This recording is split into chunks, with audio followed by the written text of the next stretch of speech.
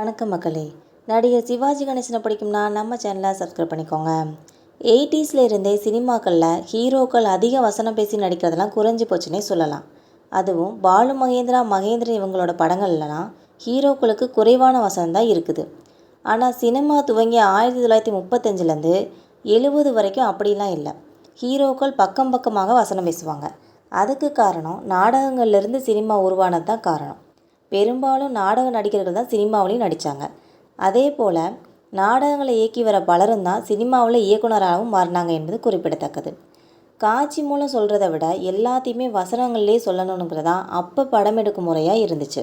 MGR, Sivaji, SSR, MR ராதான்னு எல்லாருமே அப்படி தான் வந்தவங்க. சின்ன வயசுலேருந்தே நாடகங்களை நடிச்சுட்டு சினிமாவுக்கு வந்தவங்க தான் இவங்கெல்லாம். 50களில் பெரும்பாலும் சரித்திர திரைப்படங்களே அதிகமாக உருவாச்சு. அதனால தான் வசன கர்த்தாக்கள் பக்கம் பக்கமாக வசனம் எழுதுவாங்க. இதனால் ஹீரோக்களும் அந்த வசனங்களை மனப்பாடம் செஞ்சு உணர்ச்சி மிக்க பேசுவாங்க. சிவாஜியும் அப்படி தான் பல படங்களில் நடிச்சிருக்காங்க. அவர் ஹீரோவாக நடித்த முதல் படமான பராசக்தியே வசனங்களால் தான் வெற்றி பெற்றுச்சுன்னே சொல்லலாம். கலைஞர் கருணாநிதியோட வசனங்களை அற்புதமாக பேசி நடிச்சிருப்பாங்க நடிகர் திலகம் சிவாஜி கணேசன் அவர்கள். சினிமாவில் நாடகம் போல் இல்லாமல் வசனங்களை கொஞ்சம் கொஞ்சமாக எடுப்பாங்க. தப்பாக பேசினாலும் திருப்பி மாற்றிக்கலாம்.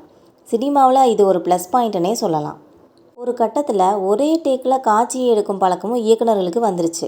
ஆனால் அதுக்கு சம்மந்தப்பட்ட நடிகர்கள்லாம் வசனங்களை மறக்காமல் பேசி நடிக்கணும். இல்லைன்னா தயாரிப்பாளர்களுக்கு பட்ஜெட் அதிகரிக்கும். ஏன்னா இப்போ போல் அப்போ டிஜிட்டல் ஃபிலிம்லாம் கிடையாது. ஒரு காட்சி எவ்வளவு அடி என்பது தான் கணக்கு அந்த காலத்தில். இதுக்கப்புறமா பீம்சிங் இயக்கத்தில் நடிகர் திலகம் சிவாஜி கணேசனும் பத்மினியும் நடித்து 1956 வருஷம் வெளியான ஒரு திரைப்படம் தான் ராஜா ராணி. இந்த படத்திற்கு கதை வசனத்தெல்லாம் கலைஞர் கருணாநிதி அவர்களே எழுதியிருக்காங்க. இந்த படத்தில் சேரன் செங்குட்டுவன்கிற ஒரு நாடகமும் நடக்கும். அதில் சிவாஜி நடிப்பது போல் ஒரு காட்சியும் வரும்.